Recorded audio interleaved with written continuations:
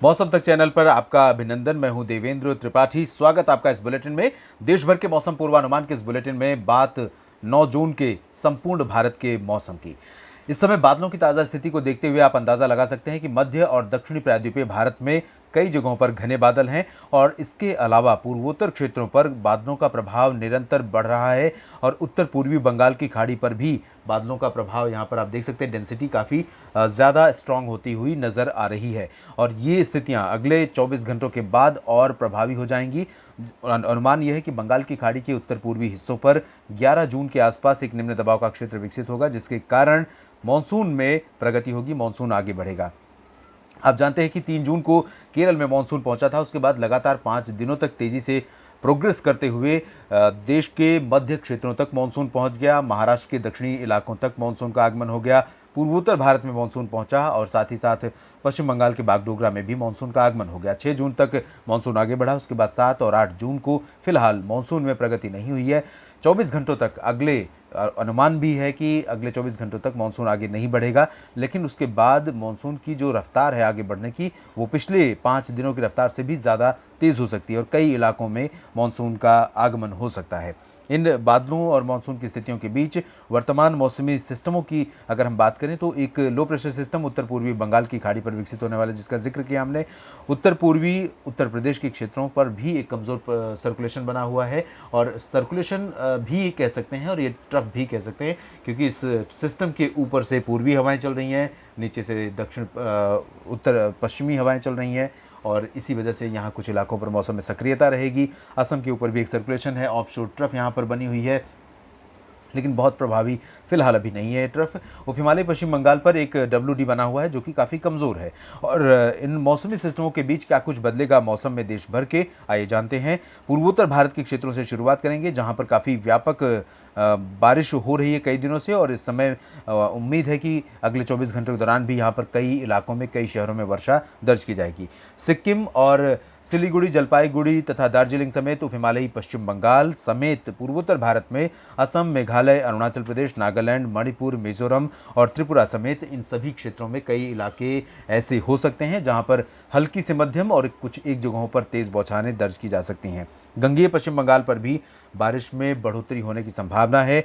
कोलकाता में भी, हावड़ा में भी और दीघा में भी कुछ स्थानों पर वर्षा दर्ज की जा सकती है। साथ ही साथ बिहार और झारखंड के कुछ इलाकों पर भी बारिश की गतिविधियां 9 जून से शुरू हो सकती हैं और 10, 11, 12 जून को इन भागों में बारिश में काफ़ी अच्छी वृद्धि हो सकती है, होने की संभावना नज़र आ रही है, क्योंकि मौसमी सिस्टम जो बंगाल की खाड़ी पर बन रहा है वो ओडिशा के काफ़ी करीब पहुंच चुका होगा और इसी के चलते यहाँ पर मौसम में काफ़ी व्यापक बदलाव आएगा और काफ़ी जगहों पर वर्षा दर्ज की जाएगी। पूर्वी उत्तर प्रदेश के क्षेत्रों पर जो तराई वाले इलाके हैं, गोरखपुर और आसपास के क्षेत्रों में कुछ स्थानों पर वर्षा होने की संभावना है।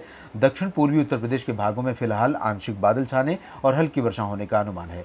मध्य भारत के भागों में ओडिशा, छत्तीसगढ़, मध्य प्रदेश के भागों में कई जगहों पर मध्यम से भारी वर्षा शुरू हो सकती है और ये जो बारिश है इसमें कंट्रीब्यूशन रहेगा अरब सागर से आने वाली आर्द्र हवाओं का और इन्हीं हवाओं के और प्रभावी होने की संभावना आगामी 24 घंटों के बाद भी है, क्योंकि जो सिस्टम बंगाल की खाड़ी में बनेगा, ये सिस्टम इंटेंसीफाई होने के बाद डिप्रेशन और डीप डिप्रेशन की इंटेंसिटी तक पहुंच सकता है और ये भी अनुमान है कि ये जो सिस्टम होगा, ये डीप डिप्रेशन जो होता है आमतौर पर वो साइक्लोनिक स्टॉर्म के जस्ट एक कदम पीछे की स्थिति होती है, पीछे की इंटेंसिटी होती है। तो ये इस इंटेंसिटी में भी काफ़ी व्यापक मात्रा में मॉइस्चर को पुल करेगा अपनी तरफ और अरब सागर से आने वाली आर्द्र हवाएं बहुत बड़ा रोल प्ले करेंगी मध्य भारत और दक्षिण भारत के क्षेत्रों में मौसम के और एक्टिव होने के और इंटेंस रूप लेने के। यहाँ पर उम्मीद ये है कि छत्तीसगढ़, उड़ीसा और दक्षिण पूर्वी मध्य प्रदेश, महाराष्ट्र के विदर्भ क्षेत्र, तेलंगाना,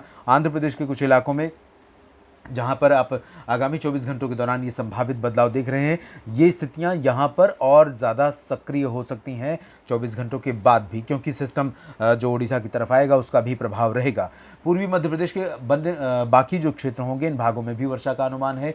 भोपाल में भी बारिश हो सकती है, इंदौर, उज्जैन, रतलाम, देवास, धार, मंदसौर में भी हल्की वर्षा की संभावना है।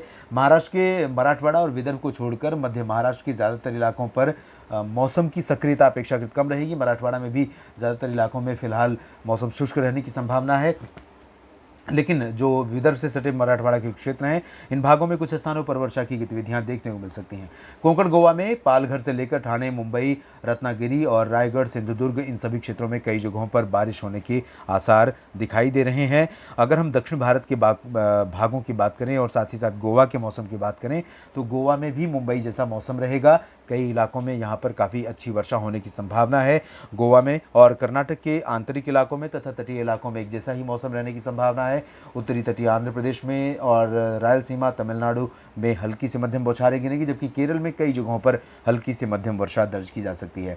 लक्षद्वीप और अंडमान व निकोबार द्वीप समूह में कई स्थानों पर हल्की से मध्यम मानसूनी बौछारें गिरने की संभावना इन भागों में है, क्योंकि इन भागों पर मानसून का आगमन पहले ही हो चुका है।